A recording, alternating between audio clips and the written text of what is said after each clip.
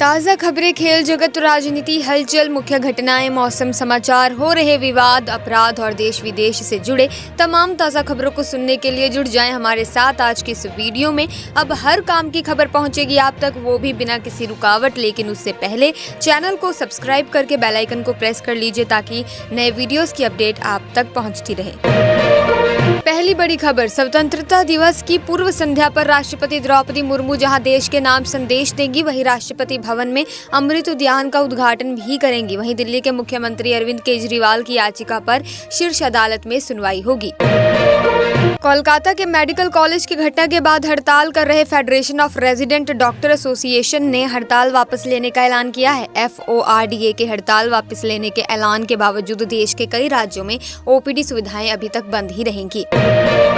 मनीष सिसोदिया को 17 महीने बाद सुप्रीम कोर्ट से सशर्त जमानत मिली। जेल से बाहर आने के बाद उन्होंने पार्टी और सरकार की मजबूती पर गर्व जताते हुए बताया कि आगामी दिल्ली विधानसभा चुनाव की तैयारियां शुरू हो गई हैं।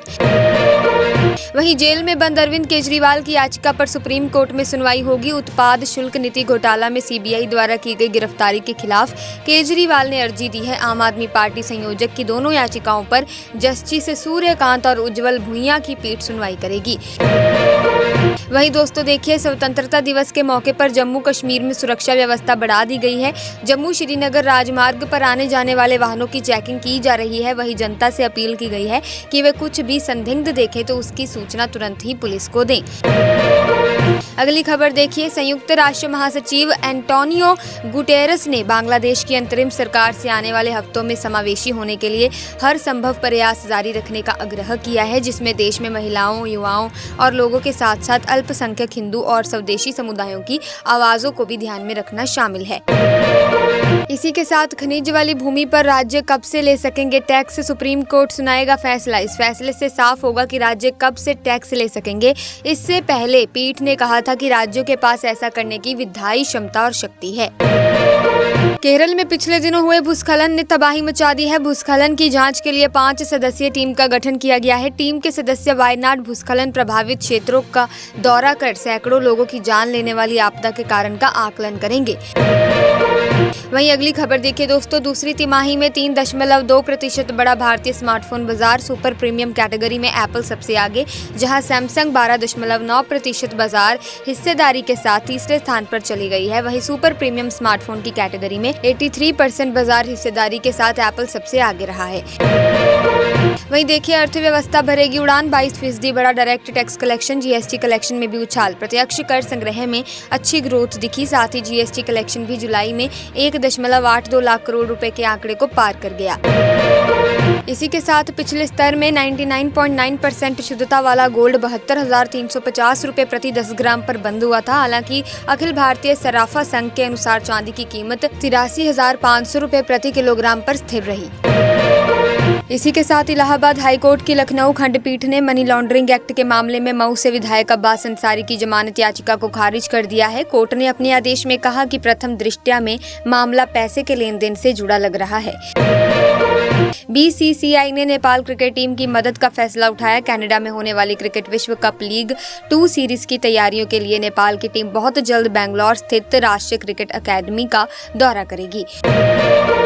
वहीं ग्रीन हाउस गैसों की बढ़ती सांद्रता के कारण पृथ्वी का वैश्विक सतह का तापमान पहले ही लगभग 1.3 डिग्री सेल्सियस बढ़ चुका है। वैज्ञानिक इस वृद्धि को खराब मौसम की घटनाओं के लिए जिम्मेदार मानते हैं। इसी के साथ भ्रष्टाचार के खिलाफ जीरो टॉलरेंस नीति के तहत स्टाम्प और रजिस्ट्रेशन विभाग ने अपने 3 वरिष्ठ अधिकारियों पर सख्त कार्रवाई की है। बिना अनुमति विदेशों की सैर करने पर DIG स्टाम्प राम अकबाल सिंह को आगरा से हटाकर मुख्यालय अटैच कर दिया है। वहीं देखिए, पटना सिटी के पुलिस अनुमंडल पदाधिकारी ने बताया कि अजय शाह अपनी दुकान पर बैठे थे। इसी बीच मोटरसाइकिल से 2 अपराधी आए और किसी बात को लेकर दोनों के बीच विवाद करने लगे। विरोध के दौरान ही अचानक उन्हें गोलियों से भून डाला गया। वहीं अगली खबर देखिए, हाथरस के गांव से यूपी के 47 जिलों और 6 राज्यों के लोगों के जन्म प्रमाण पत्र जारी हो गए हैं। अभी इस प्रकार के 814 मामले सामने आए हैं, लेकिन इनकी संख्या बढ़ सकती है। DM ने इस मामले की जांच CMO को सौंपते हुए जनपद के सभी ब्लॉकों में जांच के आदेश दिए हैं। इसी के साथ दोस्तों, ट्राई ने टेलीकॉम कंपनियों से अवांछित कॉल करने वाली गैर पंजीकृत संस्थाओं के सभी दूरसंचार संसाधनों का कनेक्शन काटने का निर्देश दिया है। साथ ही ऐसी कंपनियों को 2 साल तक के लिए काली सूची में डालने को कहा गया गया है। देश का सबसे बड़ा lender state bank of India यानी कि SBI अगले साल की शुरुआत तक येस बैंक में अपनी पूरी हिस्सेदारी बेचना चाहता है। SBI का येस बैंक में करीब 24% स्टैक है और इस सौदे की कीमत तकरीबन 184.2 अरब रुपए हो सकती है। इसी के साथ पेरिस पैरा ओलंपिक्स 2024 से पहले भारत की मुश्किलें बढ़ गई हैं। Pramod Bhagat Paris para Olympics 2024 में हिस्सा नहीं ले पाएंगे। बैडमिंटन वर्ल्ड फेडरेशन ने उन्हें डोपिंग रोधी नियमों के उल्लंघन का दोषी पाया है। ऐसे में उन पर 18 महीने का बैन लगा दिया गया है। इसी के साथ भारतीय एंटरप्राइजेस के चेयरमैन सुनील मित्तल ने कहा कि BT ग्रुप में 24.5% हिस्सेदारी खरीदने का समूह का फैसला एक अच्छा दीर्घकालिक निवेश और आकर्षक खरीद है। उन्होंने ब्रिटिश कंपनी के होम ब्रॉडबैंड, फाइबर, मोबाइल और एंटरप्राइज पेशकशों के मजबूत पोर्टफोलियो का हवाला दिया। इसी के साथ खाद्य वस्तुओं खासकर सब्जियों और मैन्युफैक्चरिंग उत्पादों के दाम में नरमी आने से थोक महंगाई दर भी घटा है। जुलाई में WPI 2.07% रहा है। ये जून में 3.36% पर पहुंच गया था, जो कि 16 महीने का उच्चतम स्तर था। इस साल देश 78वें स्वतंत्रता दिवस मनाने जा रहा है। स्वतंत्रता दिवस के एक दिन पहले सरकार ने राष्ट्रपति पदक देने का ऐलान किया है। इस साल पुलिस, अग्निशमन, होम गार्ड और नागरिक सुरक्षा और सुधार सेवाओं के कुल 1037 कर्मियों को वीरता और सेवा पदक दिए जाएंगे।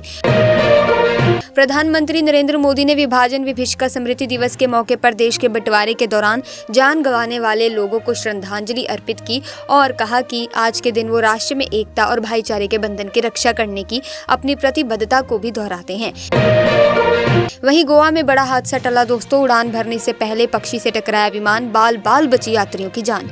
पक्षी टकराने के बाद फ्लाइट को रोक दिया गया। इस घटना की जांच चल रही है। विमान से जब पक्षी की टक्कर होती है तो उसे बर्ड स्ट्राइक कहते हैं। वहीं देखिए दोस्तों अगली खबर। भारत सरकार ने किसानों को आर्थिक लाभ देने के लिए PM किसान सम्मान निधि योजना शुरू की थी। आधिकारिक डेटा के अनुसार PM किसान योजना की 17वीं किस्त का लगभग 11 करोड़ से ज्यादा किसानों को मिला है। अब किसान 18वीं किस्त का इंतजार कर रहे हैं। आदित्य बिरला समूह की कंपनी हिंडाल्को इंडस्ट्रीज के निदेशक मंडल में चेयरमैन कुमार मंगलम बिरला के पुत्र आर्यमान विक्रम बिरला और पुत्री अनन्या बिरला को भी शामिल किया गया है। निदेशक मंडल की बैठक में अनन्या और आर्यमान को निदेशक के तौर पर शामिल करने के प्रस्ताव पर मुहर लगाई गई। इसी के साथ यश चोपड़ा के सम्मान में ऑस्ट्रेलिया की संसद में रानी मुखर्जी ने जारी किया डाक टिकट। रानी मुखर्जी ने अपनी खुशी और उत्साह साझा करते हुए कहा कि वो इस तरह के महत्वपूर्ण अवसर का हिस्सा बनकर वास्तव में सम्मानित महसूस कर रही हैं। इसी के साथ अगली खबर देखिए। वक्फ बोर्ड संशोधन विधेयक 2024 के लिए JPC का गठन कर दिया गया है। भाजपा के वरिष्ठ लोकसभा सदस्य जगदम्बिका पाल विवादास्पद वक्फ विधेयक की जांच के लिए गठित संसद की संयुक्त समिति के प्रमुख होंगे।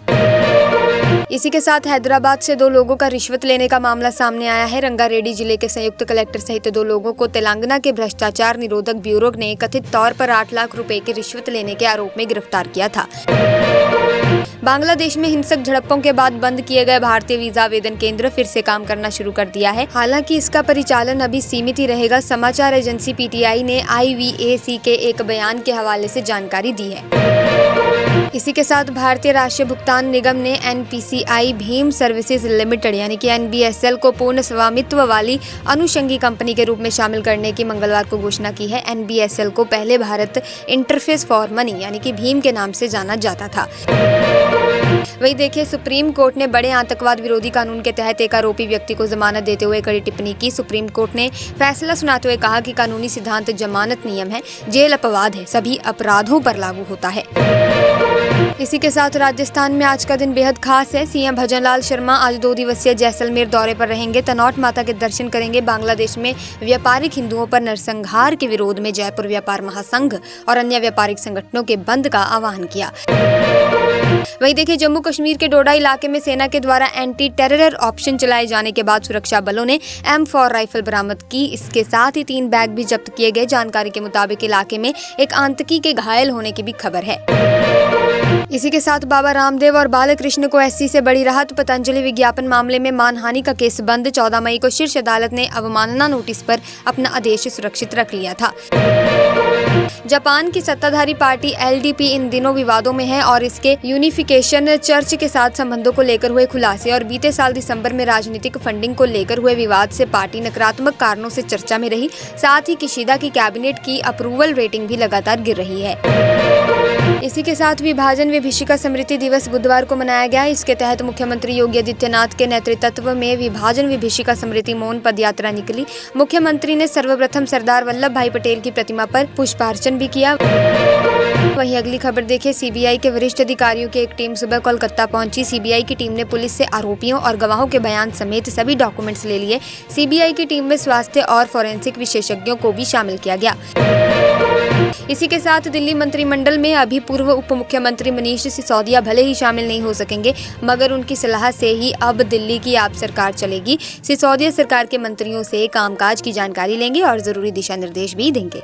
सो प्यारे दोस्तों, आज की वीडियो में फिलहाल इतना ही। आई होप वीडियो आपको इन्फॉर्मेटिव लगी होगी। अगर हाँ तो आप इस वीडियो को लाइक कीजिए, ज्यादा से ज्यादा शेयर कीजिए और अगर अभी तक आपने चैनल को सब्सक्राइब नहीं किया है तो चैनल को सब्सक्राइब करके बेल आइकन को प्रेस कीजिए ताकि नए वीडियोस की अपडेट आपको मिलती रहे। हम मिलेंगे जल्दी, तब तक के लिए आपका बहुत बहुत धन्यवाद। जय हिंद।